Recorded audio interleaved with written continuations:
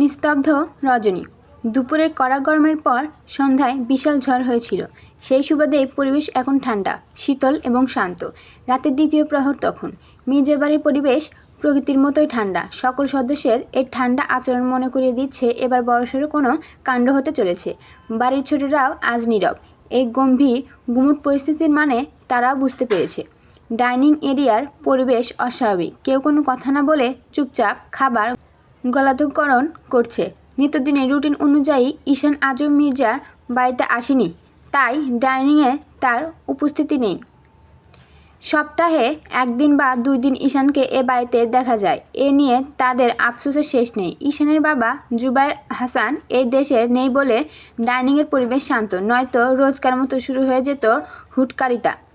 মির্জা বাড়ির সবচেয়ে বড় কর্ত্রী নূরজাহান বেগম। তার স্বামী সরফরাজ মির্জা আরও 10 বছর আগে মারা গেছে। তাদের 3 ছেলে ও 1 মেয়ে। বড় ছেলে জুবায়ের হাসান মির্জা ও তার স্ত্রী কল্পনা মাহজাবিন। তাদের 1 ছেলে 1 মেয়ে। বড় মেয়ে জারিন তানহা আর ছেলে জিসান আহমেদ ঈশান। তানহা বর্তমানে আমেরিকাতে অবস্থান করছে। নূরজাহানের মেঝো ছেলে শাফিন মির্জা ও তার স্ত্রী শাইমা ইসলাম। তাদের 2 ছেলে মাহির রায়হান আর ছোট ছেলে তানভীর মির্জা। মাহির অনার্স 2য় বর্ষে আর তানভীর ইন্টার ফার্স্ট ইয়ারে। ছোট ছেলে সাদমান মির্জা ও তার স্ত্রী মিতা বেগম। তাদের 1 মেয়ে স্নিগ্ধা, সে 10ম শ্রেণীতে পড়ে। নূরজাহান বেগমের সবচেয়ে ছোট মেয়ে আসমা মির্জা ও তার স্বামী মারুফ খান। তাদের 1 মেয়ে অদ্রিতা অনার্স ফার্স্ট ইয়ারে পড়ে। আসমা মির্জার স্বামী মারুফ খান মারা যাওয়ার পর তারা মির্জা বাড়ির পাশের বিল্ডিংয়ে থাকেন। এটা 3 ভাই মিলে বানিয়ে দিয়েছে একমাত্র বোনকে। কাঁটা চামচের টুংটাং শব্দ ভেসে আসছে। কল্পনা মাহজাবিন সবাইকে খাবার সার্ভ করে দিচ্ছেন আর তদারকি করছে। নূরজাহান বেগম খেতে খেতে কল্পনা মাহজাবিনের উদ্দেশ্যে প্রশ্ন ছুড়ে দেওয়ার মতো করে বলে, নাতিটার একটা হিল্লে করে দেওয়া দরকার বৌমা। যেভাবে চলাফেরা করছে এভাবে চললে এ জীবনে ঘরমুখ হবে না। কল্পনা মাহজাবিন একটা ক্লান্তির দীর্ঘশ্বাস ফেলে। এতে লুকিয়ে ছিল চাপা আর্তনাদ, মাতৃত্বের কষ্ট, আত্মাগ্লাদি আর এক বুক আফসোস। আপনার নাতি ভার্সিটিতে আবার র্যাগিং করা শুরু করেছে আম্মা। আমার কাছে সব খবরই আসে। কী করব বলুন তো? নিজের ছলছলে চোখ নিয়ে ভার কণ্ঠে বলে কল্পনা মাহজাবিন। ভাইয়াকে বিয়ে দিয়ে দাও, তাহলে দেখবে বইয়ের আঁচলের নিচে থাকবে সবসময়। তখন আর এসব বখাটেদের মতো চলাফেরা করবে না বইয়ের ভয়ে। তানভীর বড়দের কথার মধ্যে ফরট কেটে বলে। স্নিগ্ধা তানভীরের পেটে গুঁতা দিতেই তার হুঁশ ফেরে। সাথে সাথে জিভ কেটে অসহায় দৃষ্টিতে তাকায়। আমি এটাই ভাবছিলাম, বুঝছিস তানু? নূরজাহান বেগম নিশ্চিত কণ্ঠে বলে ওঠেন। তা তুমি কি বলো বড় বৌমা? এক পর্যায়ে বাড়ির সবাই চিন্তিত দেখালো। কিন্তু মা, ঈশান কি রাজি হবে? সাদমান মির্জা নূরজাহান বেগমকে জিজ্ঞেস করলেন চিন্তিত মুখে। রাজি না হলে রাজি করাতে হবে। ও ডালে ডালে চলে আমাদের পাতায় পাতায় চলতে হবে। নূরজাহান বেগম আত্মবিশ্বাসের সাথে বলেন, কিন্তু আম্মা, ঈশানের বাবা কি রাজি হবে? তাছাড়া ঈশান যে রাগচটা, বিয়ের কথা শুনলে না আবার বাসায় আশাই বন্ধ করে দেয়। কল্পনা মাহজাবিন নিশ্চিত বদনে নূরজাহানের উদ্দেশ্যে বলে, ঈশান রাজি না হলে কি তোমরা ওরে ব্ল্যাকমেল করবা নাকি জোর করে বিয়ে দিবা? বিস্ময়ের চূড়ান্ত পর্যায়ে অবস্থান করে প্রশ্ন করে শাফিন মির্জা। হ্যাঁ করব। বাড়ির 3 বউ কাচুমাচু ভঙ্গিতে মুখ চাওয়াচুই করছে। তবে কল্পনা মাহজাবিনের চোখে কিছুটা ভয় আর হারিয়ে ফেলার বেদনা। আমাদের বাড়িতে কি এখন নাটক হবে নাকি? মিস দেওয়া যাবে না তাহলে তো। একটা ক্যামেরাম্যান এর ব্যবস্থা করব নাকি? মাহির কৌতূহল মিশিয়ে বলে। তানভীর আর স্নিগ্ধা ফট করে হেসে ওঠে। নূরজাহান বেগম চোখ রাঙিয়ে তাকেই সকলে চুপসে যায়। সবাই আবারও খাওয়া ব্যস্ত হয়। স্নিগ্ধা, তানভীর আর মাহির কখনো ফিসফিসাতে ব্যস্ত। মুখে তার মিটিমিটি হাসি। তাদের বড় ভাই বিয়ে নামক বাসে তাহলে বাধা পড়বে আর তারা একটা বিয়ে খেতে পাবে শীঘ্রই। বিয়ে যে কত মজা, খালি খাওন আর খাওন। তানভীর অভিনয় করে বলতেই মাহির আর স্নিগ্ধা শব্দ করে হেসে ফেলে। সকলেই কৌতূহলী দৃষ্টিতে তাকায় উপর। স্তম্ভিত দেখে হাসি ভাতের সাথে গিলে নেয়, এমনভাবে চাবাচ্ছে যেন ছাগলের জাবর কাটাচ্ছে বসে বসে। ধ্রুবতারা মস্তিষ্কে আর সকলের মধ্যে চাপা উত্তেজনা আর কৌতূহল। বাড়ির বড়রা গোপন বৈঠকে বসেছে, যেখানে ছোটদের যাওয়া কড়াকড়িভাবে নিষিদ্ধ। আর এই নিষেধাজ্ঞা জারি করেছে বাড়ির সবচেয়ে বড় কর্ত্রী নুরি বেগম। কড়া পাহারাদার হিসেবে 5 বছরের বাচ্চা ছেলে ঢুকতেও রেখেছে দরজার সামনে, যাতে ছোটরা না যেতে পারে। মিষ্টি আর কিছু কাজ মিলে উকিঝুঁকি মারছে বোঝার জন্য। তবে বরাবরের মতোই ব্যর্থ তাদের পরিকল্পনায়। কিয়ান বাসায় ফিরেছে ঘণ্টাখানেক হলো, আবার খেয়ে কোনো মতে নিজের রুমে চলে গেছে বেশি দেরি না করে। এখানে বেশিক্ষণ থাকা মানেই নিজেকে ইমোশনাল ব্ল্যাকমেলে হাতিয়ার বানানো। আর দাদি আর তার মা রোজ রোজ কাহিনী দেখতে আর ভালো লাগে না। রোজ একই কথা, একটা বিয়ে কর। আর বিয়ে কবে করবি? আমাদের এই একটু ভালোবাসিস না? আমার কি ইচ্ছা করে না মরার আগে নাত বউর মুখ দেখতে? সঙ্গে তার মাও মিলে শুধু নিজেদের ব্ল্যাকমেলে। তবে আজ অদ্ভুতভাবে খাবার টেবিলে এসব নিয়ে কথা হয়নি। তাই কিয়ান খাওয়া শেষ হতে ছুটে পালিয়ে আসে ওখান থেকে। তখন আবার শুরু করে সেই একই প্যানপ্যানানি। মাঝে মধ্যে সে অবাক হয়, সে বিয়ে করতে চায় না, অথচ তার পরিবারে বিয়ে দেওয়ার জন্য উঠে পড়ে লেগেছে। অথচ রিহান বিয়ে করতে চায় না, ওর পরিবার রাজি হয় না। ও নাকি এখনও বাচ্চা। ধ্রুবতারা মন্দিরকে বড় করতে হলো নুরি বেগম। তার স্ত্রী নাজমুল মিয়া গত হয়েছে 20 বছর হয়েছে। নুরি বেগম আর নূরজাহান বেগম বোন হয় সম্পর্কে। নুরি বেগমের 3 ছেলে, বড় ছেলে তাকদির ইসলাম আর ছোট স্ত্রী আমিনা, হুমায়রা আক্তার আর সালমান। নুরি বেগমের মেঝো ছেলে শফিকুল ইসলাম আর তার স্ত্রী জামেলা খান। তাদের 1 ছেলে 1 মেয়ে। ছেলে সাফওয়ান কিয়ান আর মেয়ে মিষ্টি খান। নুরি বেগমের ছোট ছেলে আফজাল হোসেন, তার স্ত্রী নামিরা বেগম। তাদের 2 সন্তান তানিশা আর রামিম। রামিমকে সবাই গুড্ডু বলে ডাকে। বড়দের গোপন বৈঠক শেষে বের হতে দেখে ছোটরা দৌড়ে যেয়ে যার রুমে চলে যায়। একবার ধরা পড়লে খবর হয়ে যাবে। আপাতত আলোচনা স্থগিত রাখা হয়, বাকিটা কালকে করা হবে। এখন অনেক রাত হয়েছে, সবাই ঘুমায়।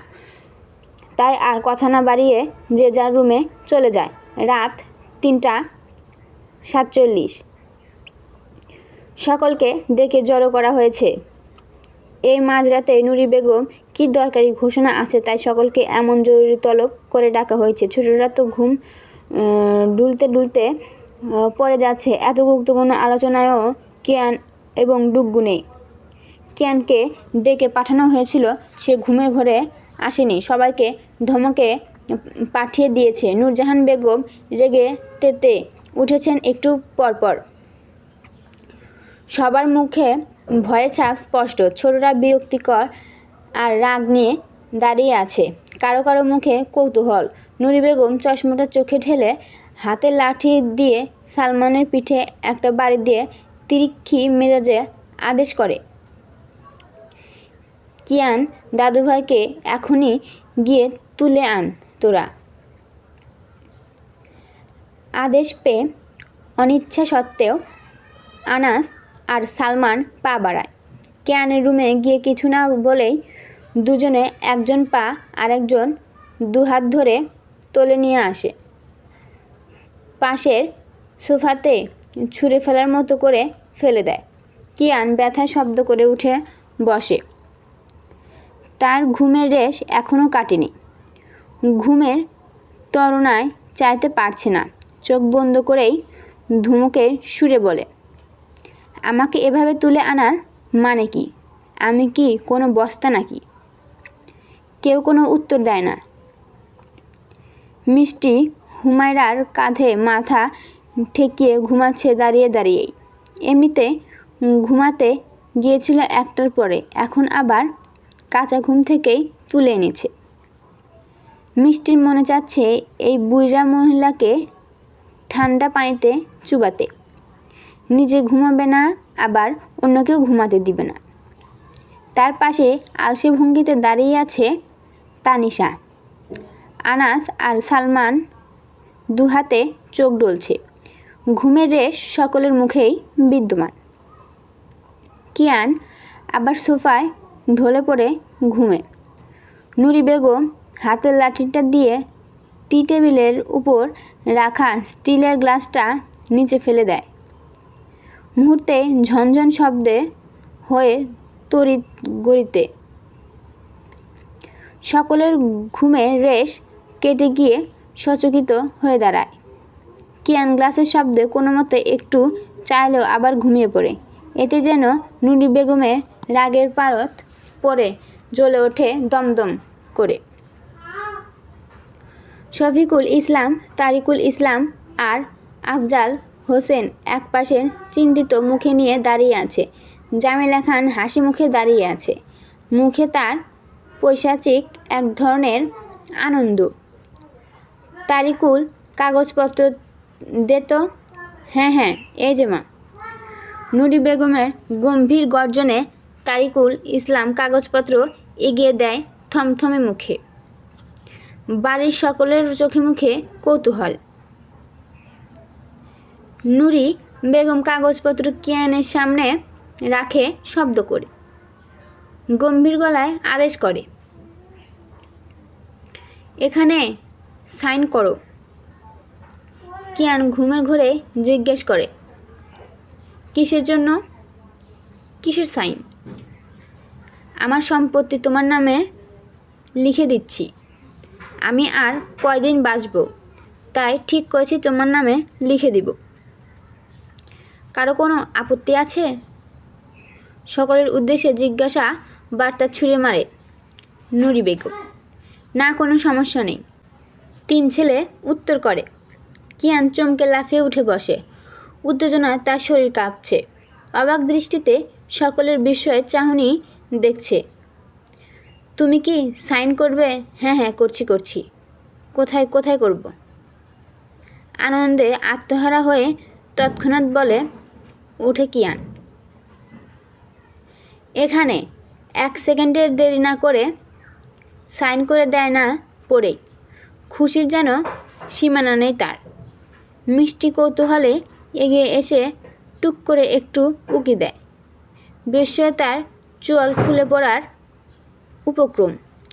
দৃষ্টি ঘুরিয়ে হাসির মুখে দাঁড়িয়ে থাকা জামিলা খানের দিকে তাকায়। সামিয়া খান আর নামিরা বেগম চুপসানো মুখে দাঁড়িয়ে আছে। আনাস, হুমায়রা, সালমান, তানিশা বিস্ময়ে হতবাক হয়ে দাঁড়িয়ে আছে। কিয়ান আর এক মুহূর্তেও দাঁড়িয়ে না থেকে নিজের রুমে গিয়ে দরজা বন্ধ করে দেয়। ফুল ভলিউমে গান ছেড়ে পাগলের মতো নাচ করতে থাকে। আহা, এই বাড়ির মালিক এখন সে। ভাবতেই আনন্দে আহ্লাদিত হয়ে অদ্ভুত ডান্স করছে।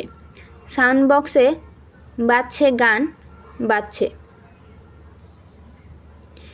কিয়ান কোমর দুলিয়ে দুহাত মাথার উপর দিয়ে ঘুরিয়ে চোখে সানগ্লাস লাগিয়ে উড়াধুরা নাচ দিচ্ছে খুশিতে। ডাইনিং টেবিলে মৃদু আলোচনা হচ্ছে সকলের মধ্যে। কিয়ান সারা রাত না ঘুমিয়ে ডান্স করেছে, যার সাক্ষী তার ফোলা চোখ আর মুখ।